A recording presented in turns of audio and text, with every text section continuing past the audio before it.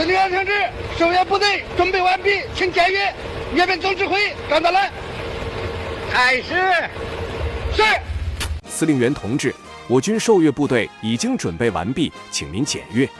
随着阅兵总指挥张德来一句响亮的汇报，这场新中国建国以来最大的阅兵仪式正式拉开序幕。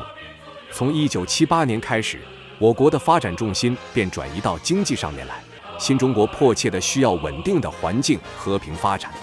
可是树欲静而风不止。美苏争霸开始后，在冷战时期，苏联一直想要在我国建立所谓的战略合作基地，并希望在中国的青岛以及广州成立联合舰队，用意极其明显，那就是由此染指中国的东海与南海区域。作为国际共产主义的领路人与华沙组织带头老大哥，苏联一直靠着雄厚的军事实力，以世界超级强国自居，以强硬和一气指使的态度去对待其他社会主义国家。与他合作共建军事基地，无异于与虎谋皮。毛主席当然没有答应的理由，屡次的拒绝让苏联感觉很没有面子，认为中国这个社会主义后生晚辈不听招呼，并且很不好控制。一怒之下就撤走了所有来华援助的工程师和专家。1964年，勃列日涅夫上位担任新的苏联中央总书记，此后的中苏关系不断交恶，边境的冲突摩擦不断升级，一直到了1969年的3月，发生了震惊中外的珍宝岛事件。珍宝岛自古以来都是中国的领土，而在近代历史中出现了一些领土纠纷问题，苏联便以此为借口屡次挑衅。我国的边防小队在一次日常巡逻中遇到了同样正在边境巡逻的苏联士兵，双方一开始在经过言语交锋后还能保持冷静，可是苏军小队中一个士兵却突然拿起随身的铁锹砸了过来，后来械斗演变成小规模的枪战。没有占到便宜的苏军恼羞成怒，勃列日涅夫扬言要和平中国，后来由于美国横插一脚，这才放弃了这个打算。为了遏制中国的崛起和威慑不起作用的苏联，干脆鼓动与中国南海有着利益冲突的越南带头挑事。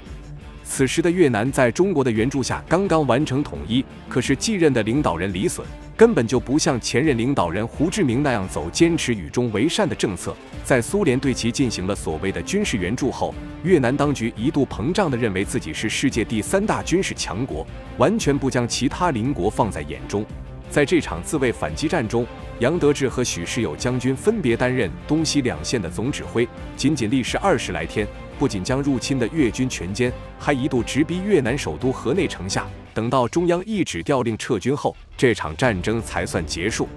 群狼环伺的中国急需摆脱这种困境，那以何种方式才能以最小的代价去震慑外敌呢？纵观世界历史，阅兵仪式就是一个很好的方法。自新中国成立以来，每逢国庆节都会在北京天安门广场举行盛大的阅兵仪式，并且慢慢地达成了5年一小庆、10年一大庆的规律，在提高国民凝聚力的同时，鼓舞军心，让人民获得安全感与幸福感。在1981年，中央军委决定在南京举行一场特殊的军演。这座在近现代史都具有重要意义的城市，非常适合作为此次阅兵的场地。而南京开阔的地理位置更是适合海陆空3军展示的舞台。此外，在越南战争中立下赫赫战功的许世友大将，当时正坐镇南京。早在革命战争时期，许世友南征北战立下赫赫战功，为了新中国的革命事业做出了巨大的贡献。1973年，中共中央军委发布命令，为了避免出现消极因素，明确了内部地区8大军区的司令员必须对调。就这样，许世友开始在南京坐镇18年之久。暗含81建军节的数字，英雄般的南京城市，传奇的将领许世友，这些都将注定这次阅兵会在中国阅兵史上留下光辉灿烂的一页。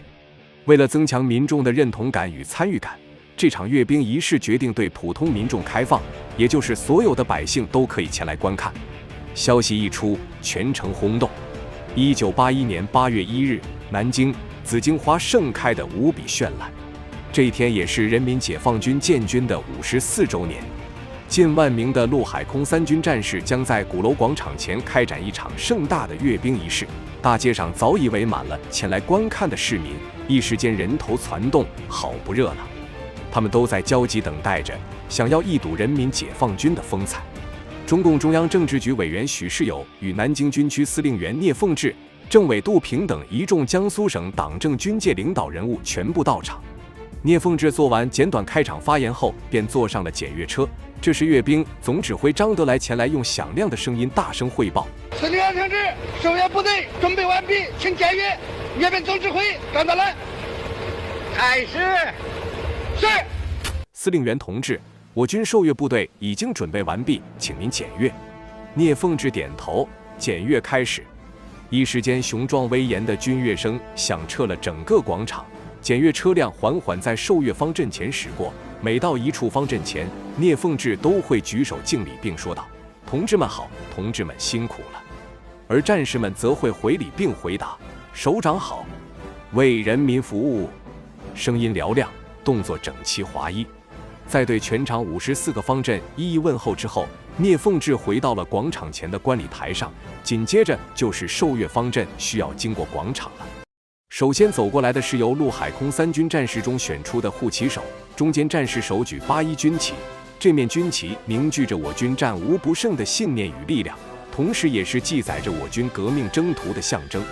鲜红的底色正是由无数革命先烈与战士的鲜血染成。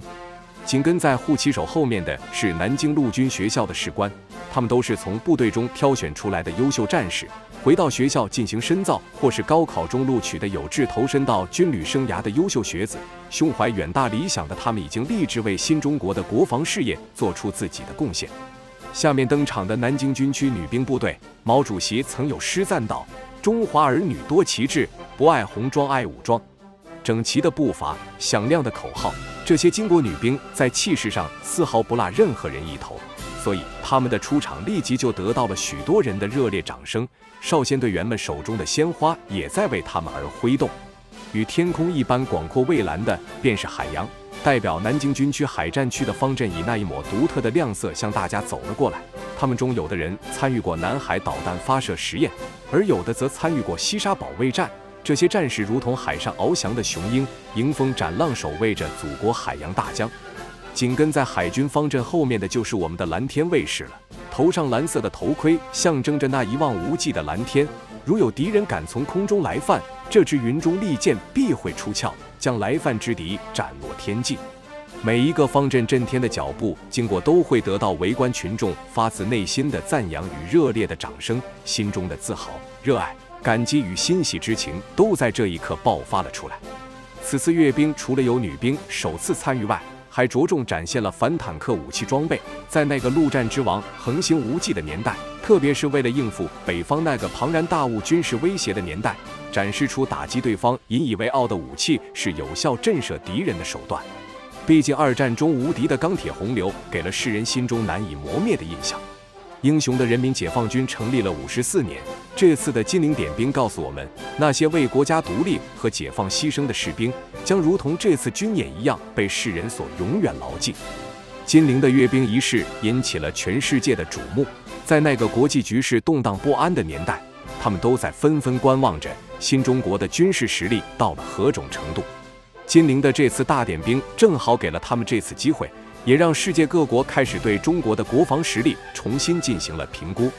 为了巩固这次的演习成效，同时也是为了达成更深远的影响，在1981年的9月，由邓小平亲自下令开展了第二次规模更大的华北军事大演习。这是在金陵点兵后，为了应付更复杂的国内外局势制定的积极防御战略，旨在加强全军的作战思想与作战方式。9月14日，金秋灿烂，清风微拂，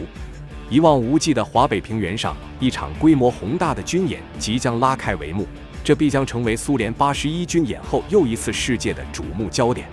当日上午，已经77岁邓小平一身戎装，精神抖擞出现在了演习现场，3发红色信号弹飞过，代表演习正式开始。平静的场地一下子就沸腾起来了。首先是由8架歼击机飞过探路，紧接着轰炸机群在电子制导下对指定区域进行了密集的轰炸，一时间火光与硝烟弥漫在整个场上。红军的坦克洪流穿越而来，行走在沟壑丛生的山地上，进行连续的突进。空中的运输机投下大量的伞兵，迅速抢占至高点，火力压制，分散包抄，山谷里面喊杀声四起。红蓝双方千辆坦克和装甲车展开大战，空中的武装直升机和强击机、歼击机进行着激烈的空战。在演习区内，一场现代化各兵种密切协同、军事指挥、后勤保障的多方位联合作战展现得淋漓尽致。邓小平看得兴致勃勃，他不拿望远镜观看，只是每到战况激烈处便起身前倾，仿佛要置身于那浓烟滚滚的战场一般。